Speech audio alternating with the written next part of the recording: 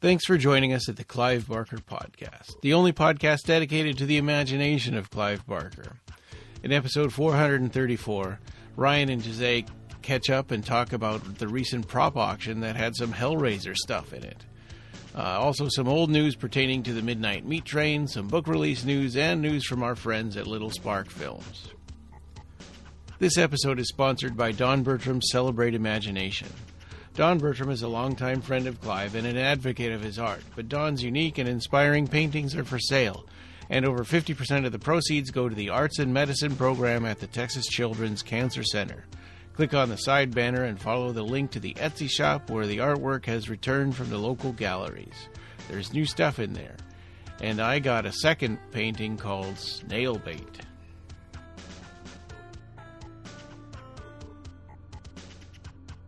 Well, welcome. This is episode 434. Good afternoon. How's it going?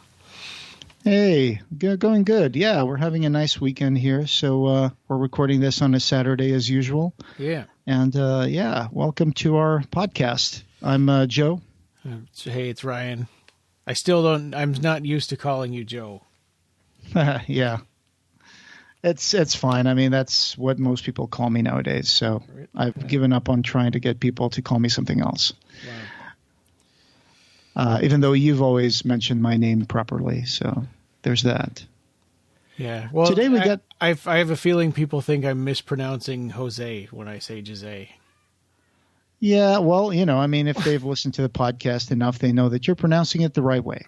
All right. Or as right as it's ever going to be. Yeah. Without being a native speaker of Portuguese. Yeah. Yeah, right. It's not perfect, but I try. But yeah. So it's been a long time since we've done a dedicated news episode, and so we've been kind of dragging news from all corners of the internet. And actually, for being kind of a slow news time, we found some stuff. Oh yeah, we found a lot of stuff. Yep. Especially, thanks to, people like Phil and Sarah from Revelations, Ed Martinez, Eric Fisher, people who have given us some good stuff for us to talk about. Yeah. And I moderate the Clive Barker Reddit page. And so I went by there and found some cool stuff that I hadn't looked at in a while too. So I grabbed some things off of there, and we'll give credit to those people who gave us those links as well. But yeah, so I guess first of all, there was an auction, right? There was an auction of some memorabilia. Yeah, you said it. I mean, there's been a huge prop store auction in London. It was the Entertainment Memorabilia Live Auction, London 2023, that happened back in November 9th of 2023. So a lot of cool stuff from movies, from all sorts of movies, and there were some Hellraiser items. Have you had a chance to look at those? They're pretty cool. Yeah. I'm looking at it right now too, and I see the Chatterer head from the recent Hellraiser, the 2022 Hellraiser. Oh no, I'm sorry, that's Revelations Chatterer. It says 2011. Yeah. I think that might be one of the Chatter / Wire Twin kind of thing that they've had, like one of those characters that appears in Revelations. There was stuff like a box from Bloodline, practical special effects lament configuration puzzle box that it's the star configuration. So it's got the rod going through the middle of it and the little, pin that you can like rotate 90 degrees, lift it up, rotate 90 degrees and pull it down. So, and on camera, it looks like it's moving by itself, which is great. That's sold. And there's the Voight Cenobite like prosthetic bodysuit sort of. Yeah. Spoilers. But at this point, I guess everybody who's listening to this probably already watched the Hulu Hellraiser. But yeah, that cool, Cenobite prosthetic suit that shows up in the movie, that and Asphyx, the other Cenobite that gets stuck in the door, right? Yeah. Right. I wish we would have seen more of Asphyx in the movie, because in the movie he doesn't really have much to do except get stuck in a door and then kind of like just struggle for a little bit and kind of gives up. Yeah. Well, it's interesting. I mean, talking about that movie, there were a lot of Cenobites, so it was hard it was hard to get enough time to really get a good look at all of them. It's kind of blink and you miss it, and so you really got to watch that movie a bunch of times to get a good feel for all of them. Yeah, and alternatively, you can also see a lot of behind the scenes pictures and designs from these Cenobites. If you go to Ed Martinez's YouTube site and check out the interviews he's done with the special effects people who worked on Hellraiser 2022, so that has a lot of interesting stuff on what they plan on some of the Cenobites as well. They sold all of those items. They sold the asphyx bloodied Cenobite body. Mm-hmm. They sold a cool Siamese twin torso from Bloodline. From those security guards that get turned into the Cenobites. We had some prices, right, for what they sold for. Do they? I'm having. I guess. If you click on View Details, is that where you see the prices? Yeah. No, I mean, I don't have an account with the Prop Store of London. Ed and Nina sent us. Oh yes, a link, right. Yeah, that's right. A message with some of the prices that they went for. Let's see if I can find that for you. Yeah. It says here that the Bloodline Star Box with a pole, it had an opening bid of £12,000. Yeah. I think it sold for $14,901. This is like translated into dollars with Alexa. Yeah. Revelations female cheddar mask. That was £3,250, which comes up to about $4,000. Wow. That Void costume sold for an opening bid of £5,000, which is over $6,000. Huh. So not for any, common fan out there. This is someone who has a lot of money. Yeah. Can you imagine throwing down that kind of money on something from Revelations? Yeah. I didn't even want to spend $100 on that autographed copy of the movie. With the from all this stuff, from all this stuff, the things that I would have loved would have been that Starbucks. Yeah, oh my God, Starbucks. I'm looking at it too. I'm like, yeah, that would have been cool, but not for that kind of money. I mean, that's out of our price range, but. Yeah, that's $14,000 for that box. But it's, kind of one of a kind. Not a one of a kind. There's a few, but I'm sure there's not a lot in existence. Yeah. Asphyx costume sold for £4,000, which is around $5,000. And the Bloodline Twin Cenobite single costume sold for £2,800. Yeah. Great Britain pounds. So I hope whoever's doing this is setting up like a little museum or something, putting these behind glass somehow. I don't know. Sure. Yeah, not just throwing them in a box or something.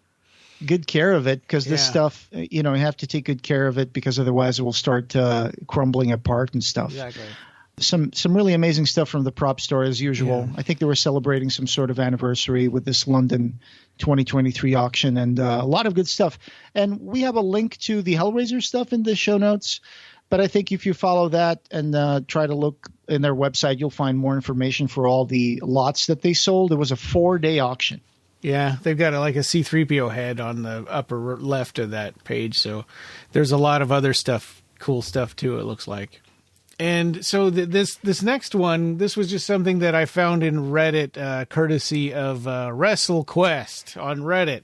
In the Clive Barker subreddit. So from Amicus Productions website, this was a sort of an interesting story about the production of Texas Chainsaw 3D.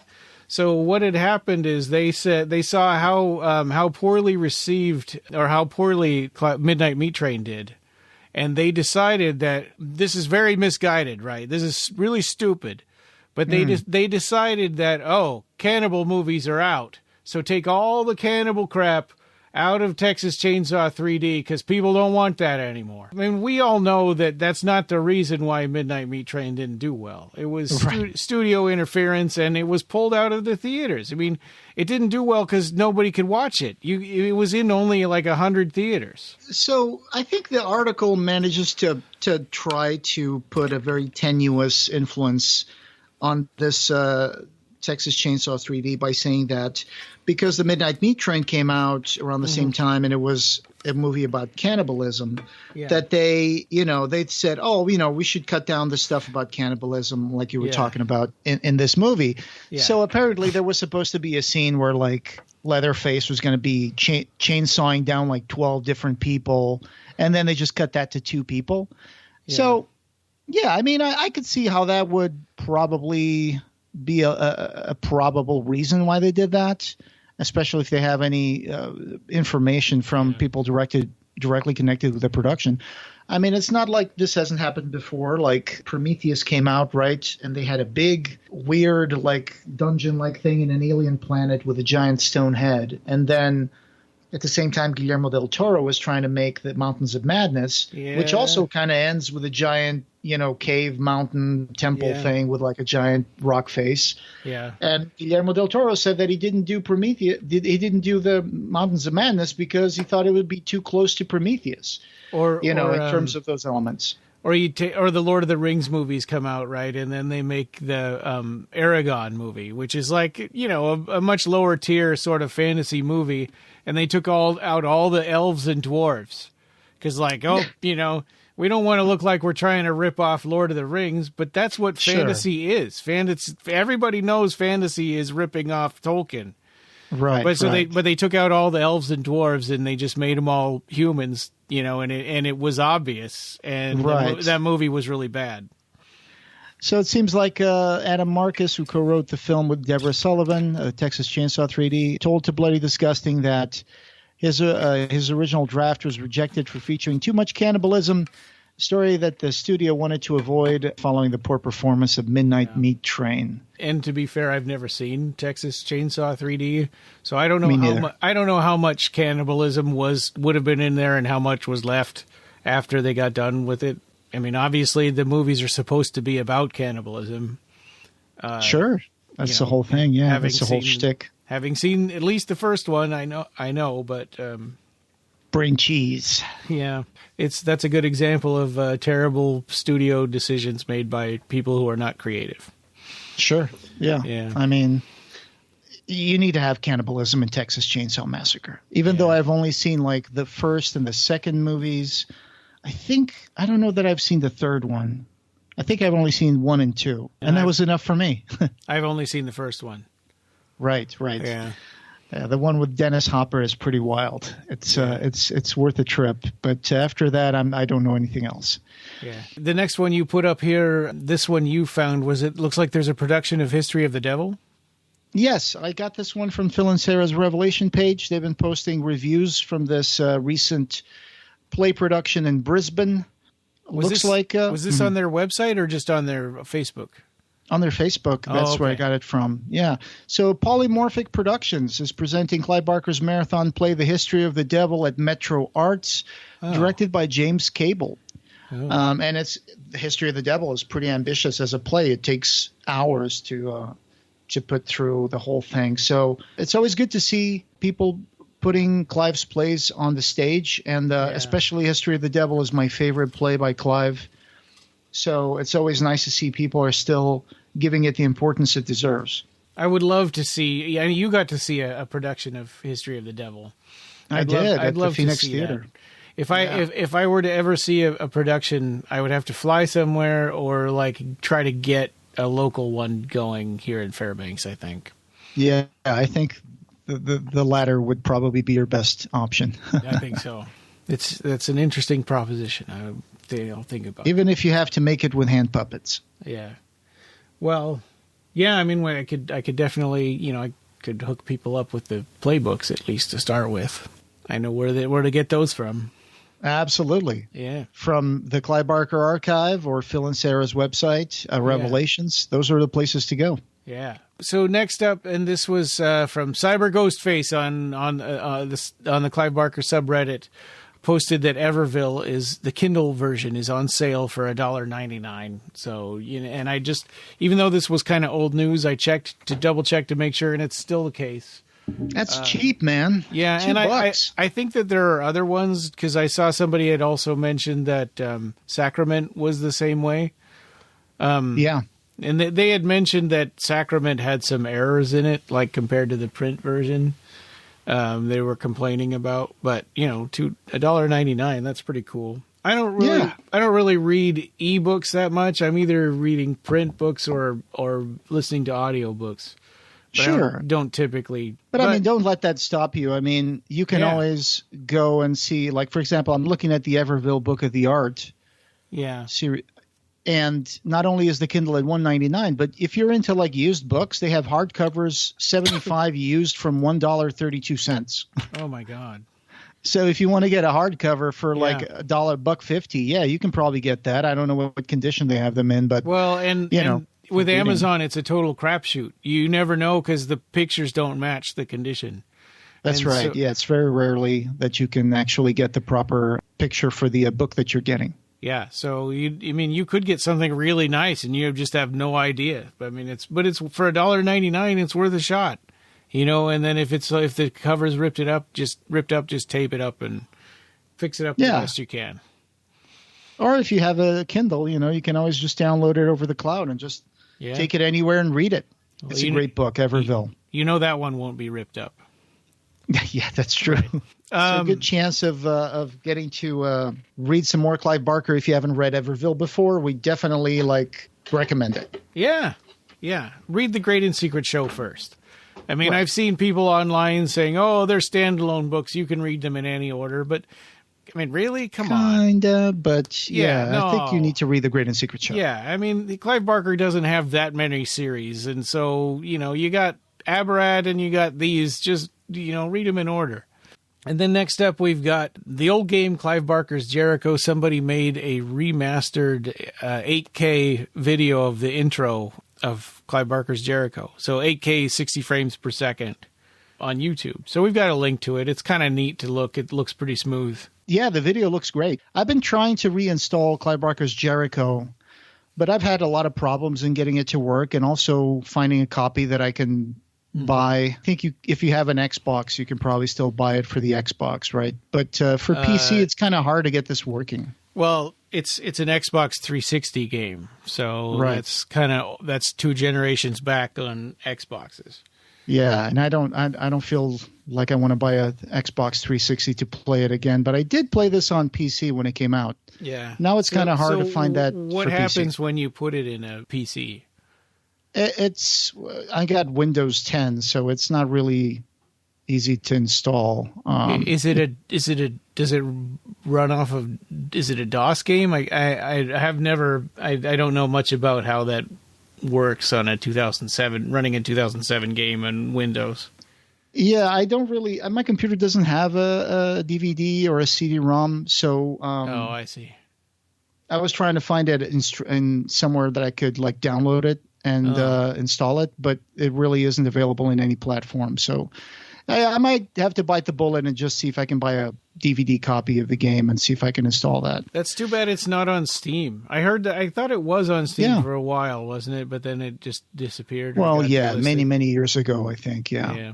Unfortunately, I think functionally it's kind of like a licensed game, right? Because it's got Clive Barker's name on it. But it was neat. I don't know how the guys did the 8K remastering of this, but it looks really good. I don't know if there was any AI used for this, but I don't know how they did that either. I mean, that seems like magic to me, but it looks really good. This game really influenced a lot of fans out there, and we still have an RPG based on Jericho. So yeah, there you go. Yeah. Yeah, loosely based on. I mean, it's based on more based on Imagica than it is on Jericho. But Jericho is sort of the framework of being able to have a squad of government characters that investigate things. Yeah. Yeah. So it looks like this was made by a Russian fan, right? I'm guessing that must be the same. Captions are written in Russian. Yeah, so probably that same guy that was trying to develop the because wasn't there a Russian Undying? person? Yeah, that was doing that Undying. Yeah, I think there was also a project to remaster Undying, but I think that's probably just one person, and it hasn't really moved anything in many years. So I don't know about that. Yeah. I know that they're on Facebook. I think you can find that, but their posts are very few and far between. Yeah, I think those are both probably treated like licensed games where, if they ever got remastered or put back on Steam, they would probably have to try to figure out how to pay Clive Barker again, and so it just doesn't happen. I don't have any idea how that works. But well, and Codemasters I think doesn't exist anymore. They're their stuff belongs to somebody else. Well, I think so that's another problem. Yeah, but especially for older games, there comes a point where people just don't play them anymore, and they just kind of disappear. Yeah. Well, I know that. Yeah. I know that you can emulate stuff and you can play old stuff and you have a bunch of consoles and stuff. But I think for most people who are casual gamers, once a game gets off the platforms where you can buy it, that it just gets forgotten. And I think, unfortunately, that's what's happening to these games. And then as the operating systems keep getting different, more evolved, sometimes old games don't even run as well in modern systems anymore. Yeah. Try playing one of the two Clive Barker's Nightbreed games now. That's really hard. Yeah. It's just the technology changes, and then people just have different expectations for games nowadays. I mean, it's a lot easier to be able to play old movies than it is to be able to play old video games, unfortunately. But I love it when people still drag this stuff out of the past. I mean, Jericho was from what, 2007? Okay, yeah.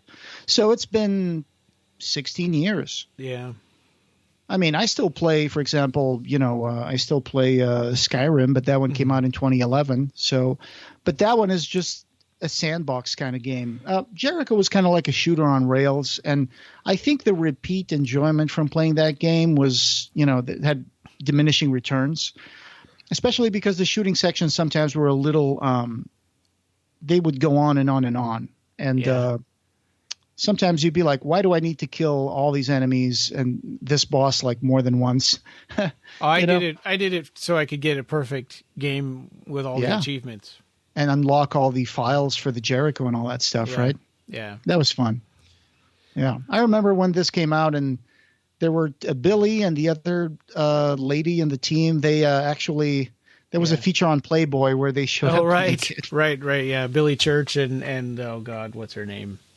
I don't know. Yeah. The one that did the blood magic. That's Billy Church. That's Billy. Yeah. And the other one with the ponytail doesn't really matter. Yeah. A lot. I had to go back and research about which ones were still alive, and it's not even easy to know because the ending was vague. The ending of the video game was really vague. That's right. Yeah. That's right. But it's great that this stuff still is being treated by fans with respect and with love, and people are still putting this out there for fans to see, hey, check this out in 8K. Yeah, it looks like you can see it on YouTube, so check it out. Yeah, it's only got like 100 views, but I think it looks pretty smooth, so it's worth looking at. And speaking of check it out, your next that's a really, really bad pun. But your next link was about the Scarlet Gospels is coming out in the Czech Republic. Yeah, so I got that one from Revelations too. So it looks like there's more international editions of Clive coming out, like you said. And this one, I think it's coming out.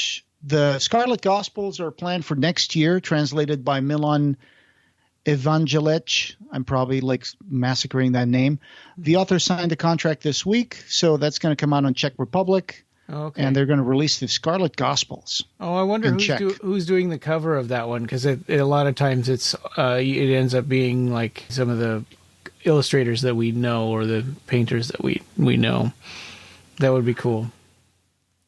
Yeah, I mean, I'm curious about that. We'll see as that develops. I think they just signed the contract this week, so I don't think there's a preliminary cover for that yet. But hey, if you're listening to this in the Czech Republic, this is your chance to read Clive Barker in your own language. Yeah.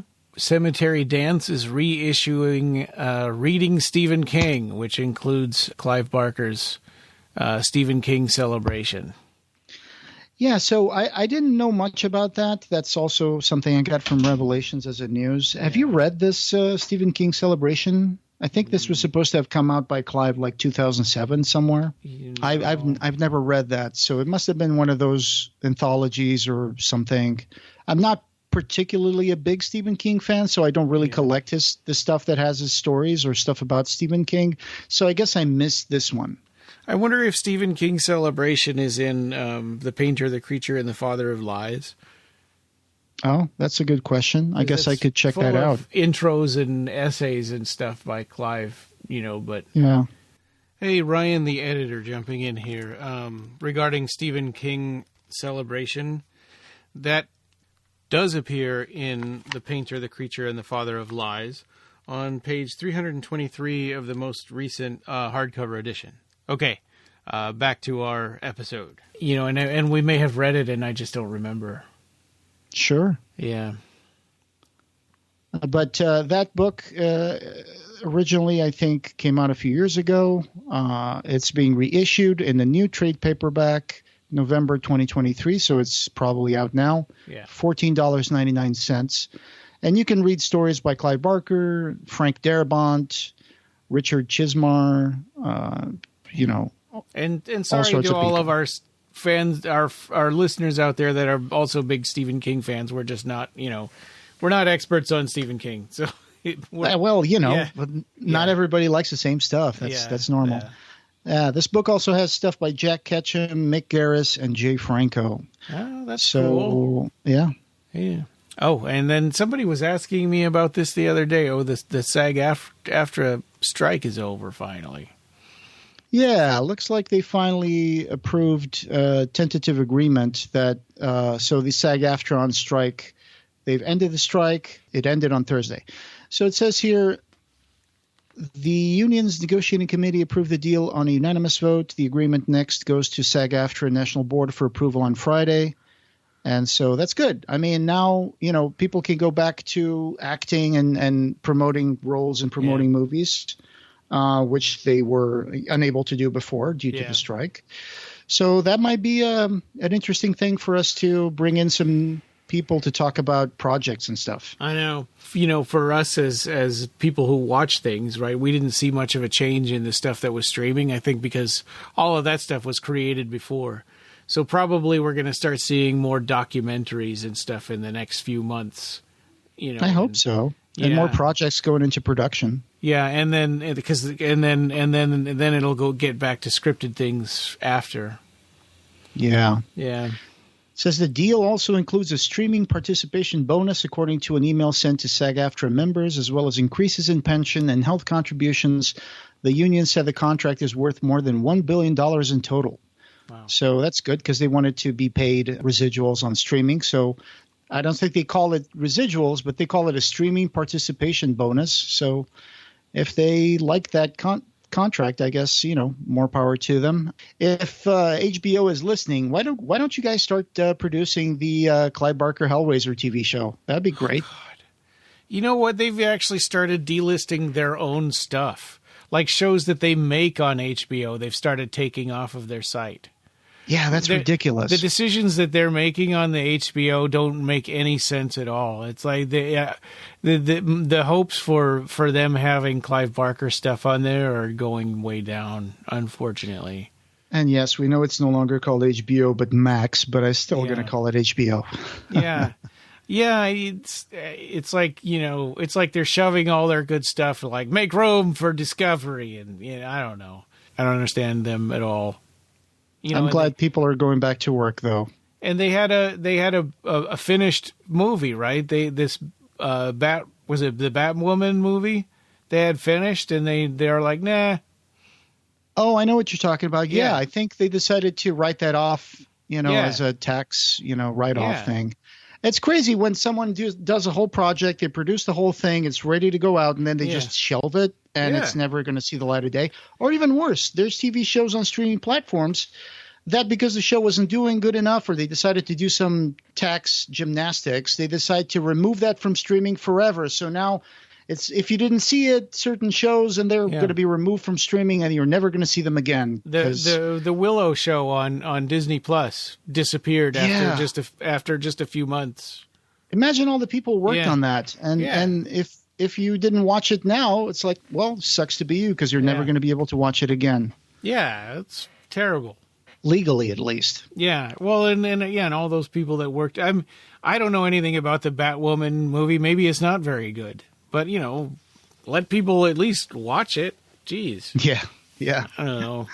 I agree, Ryan. It's a shame. That's why I like physical media. Yeah.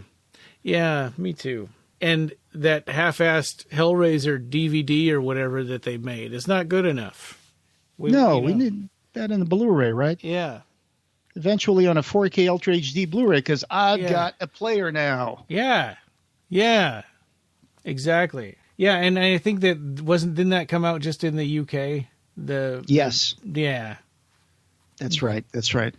Probably because Hulu is not in the UK, and it only came out on Disney Plus, and probably for a limited time in the UK. I would imagine, because I can't imagine they're just going to leave it there.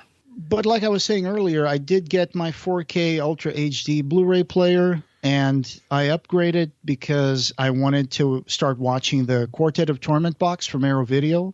Yeah. This time you got it before I did, even though you're in Alaska. I had pre-ordered mine, and I do have a little bit of a rant.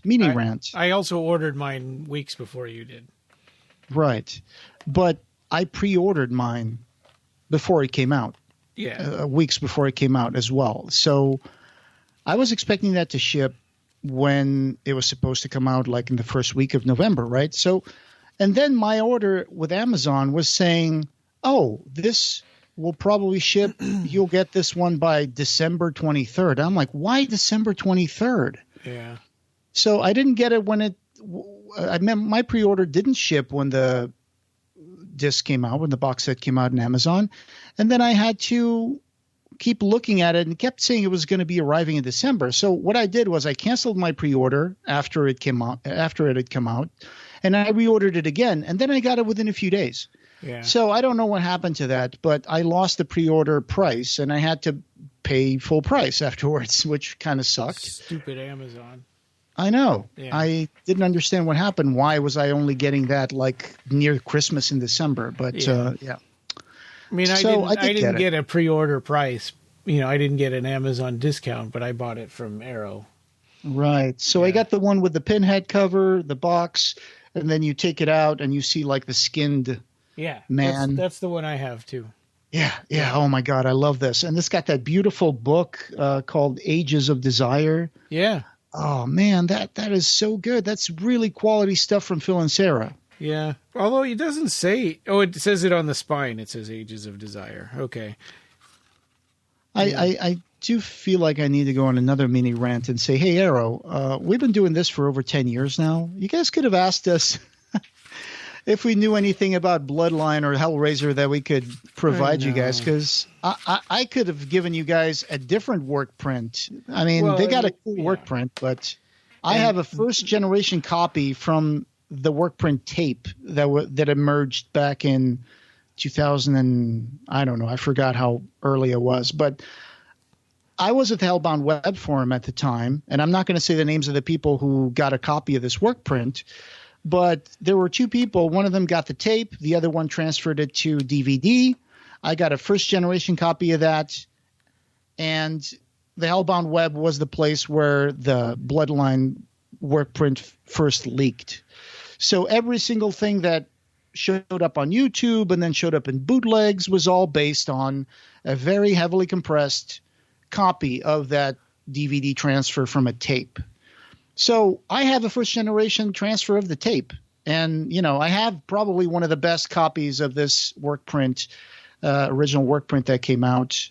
Nobody ever addressed anything. Like, they do have a few scenes in the Bloodline DVD, which are little clips from scenes like the gambler scene with Angelique and other bits that the new work print that was unearthed didn't have.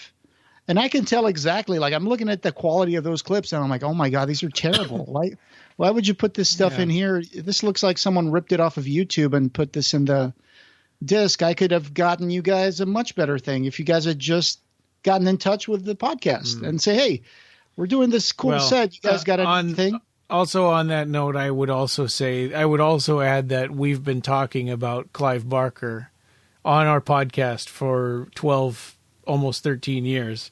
And we could have also contributed in that way, to some kind of special feature.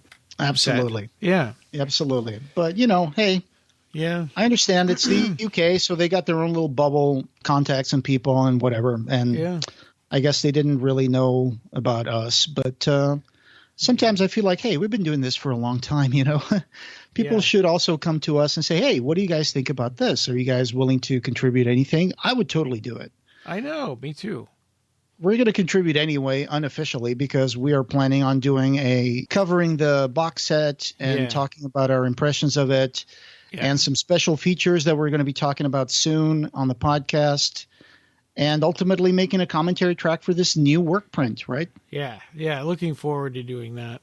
So we'll break it down because we're going to really get into it, because that one's kind of a big deal. It's pretty huge set, and the first one to have the 4 theatrical movies all bundled together like that. It's great. It's good stuff, though. Arrow did a great job. I just feel like, come on, guys, you could have asked us if we had some stuff. We do have a lot of stuff. Yeah. But anyway, yes, it's hard not to feel a little disappointed about that, but still, it's a really good set. Yeah, on to other things. So, Vicemares, our friends at Little Spark Films, they had their premiere of Vicemares in Texas on the 3rd of December. Yeah, that was amazing. I saw the pictures. I wasn't able to attend, but it was released on December 3rd. Yeah, and I contributed to that movie.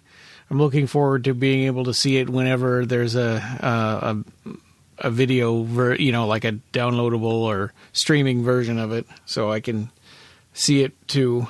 We'll continue to promote that here, and I'm looking forward to seeing that. And of course, we really liked The Torturer, so looking forward to seeing that one as well. Keep an eye out for more news about where you can watch Vicemares from Little Spark Films, directed by Joe Manco.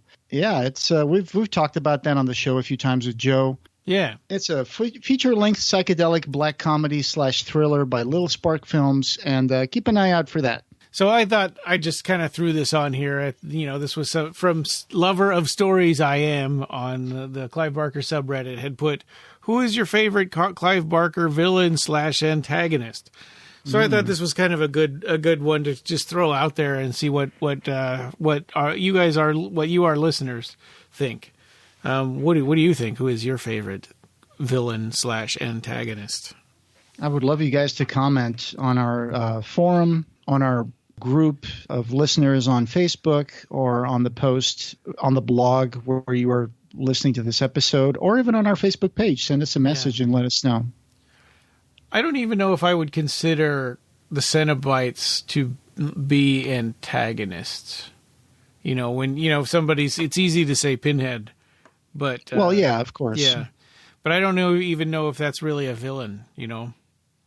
Yeah, and I'm not trying to influence anybody, but I think probably one that immediately stuck to my mind when you were saying that was Nyx. Yeah, I mean that's one of the most iconic. Nyx or the Jaff or Nyx has all the best lines. I mean, at least in the movies. Yeah. In the movies, right? I mean, Decker has some really good lines too. Yeah. I love the lines that he has in the movie when he says, "I bring the wisdom of the grave." Yeah. It's just so amazing. Yeah. And he says, "I was born to murder the world." And then the music kicks in. Chills. Yeah. I get chills every time. I should have been honest with you from the beginning. I wasn't born to show people the error of their ways. I was born to murder the world. I knew you would know the entire quote by heart. Oh my God. Yeah, I love that. It gave me chills too. I had to go back in the theater and see it more times. Yeah, especially with that Simon Boswell score. Yeah. It's so good. Swan's last act. And I was born to murder the world with those violins kicking in. Just so good. Okay, I'm nerding out now. A little bit of a hurdle on that movie, though, to get past is like, why isn't this like Last Illusion? It's like that, but getting past, after you get past that, it's like, this is a really cool movie. But it was its own thing. Yeah, it was its own thing. And it was, it's like, well, Clive Barker made it. He could do whatever he wants. Ryan, did you get the new release of Lord of Illusions? The one that's going to be loaded with, goodies and stuff? That Australian one? No. Yeah? Okay. No, I didn't. I know that David's ordered it. David Anderson. We're waiting to see his review of it. Because, he's going to post pictures and talk about it. But I didn't, because I don't know. I mean, I was really hoping that it would be 4K if they're going to make a big old fancy box set out of it.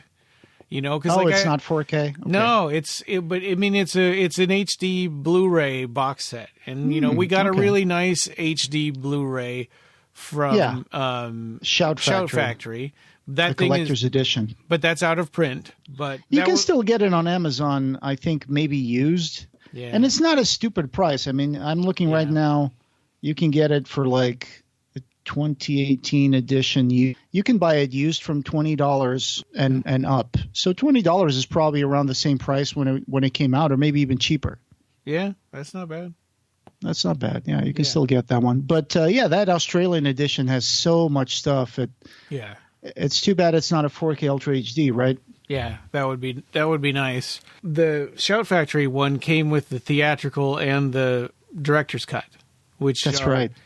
Only 11 minutes different from each other. But I really thought about it and I decided against it. I'm holding out for a 4K edition instead of buying another Blu-ray. It'll come out eventually. I'm pretty sure of that. Yes. And why does it work for you? Who is the main villain, and how does that work for you? Yeah. Is it from Imagica? Is it from Great and Secret Show? Is it from, the Hellbound Heart? Drop us a line. I think the Autarch is the Autarch is a really interesting villain, because it's like, what if you take yourself and put yourself in different circumstances? Are you a villain? In under different circumstances. Well, he's definitely a villain. I mean, he's horrible. He rules. He's horrible. I mean, there's a lot of misery and a lot of corruption in Isordarex. But we all like to think of ourselves as good people. But if you take a copy of yourself, and and it's like twin studies, right? If you take a copy of yourself and it grows up in different circumstances, could you be a bad person instead of a good person? Sure. Like in Clive Barker's Night Lives, where you got two brothers, right? That one of them becomes a cop and the other becomes a gangster. Yeah, exactly. Story as old as time. Yeah, except the Autarch is like a genocidal maniac. Yes. Yeah.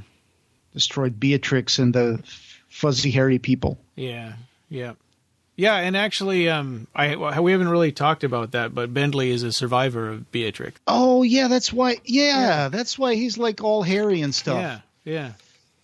Yep, awesome. Yeah, I kind of always had that in the back of my mind, but now that you confirmed that makes sense. He was just a small child at that time. Yeah. So what is coming up next? So coming next, well, we talked about it a little bit. The Quartet of Torment. We're going to talk about the set as a whole. We're going to kind of go over it and give our review. We're going to interview some of the people who did a feature on that, and that's another episode we're going to be doing here soon. And we're also going to be doing the Bloodline commentary of the work print. Jericho Squad will continue again.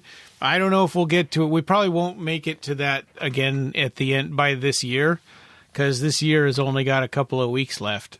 We'll be returning to the Boom Comics with part 4 again. And we've got one more commentary classic before they're all gone.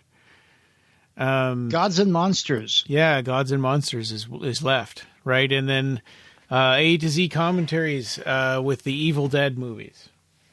And, I don't know how much we'll only get to a quarter of that before we start our new season or our new year, which we'll call season 13, if you look at the seasons on YouTube. We might put up an episode on the Christmas weekend on the 23rd, just because we're trying to plan so much stuff, but I don't know. We'll see. Hey, we could go back to Lost Souls. That story takes place in Christmas, right? Just throwing an idea. You mean, you just talk about Lost Souls again?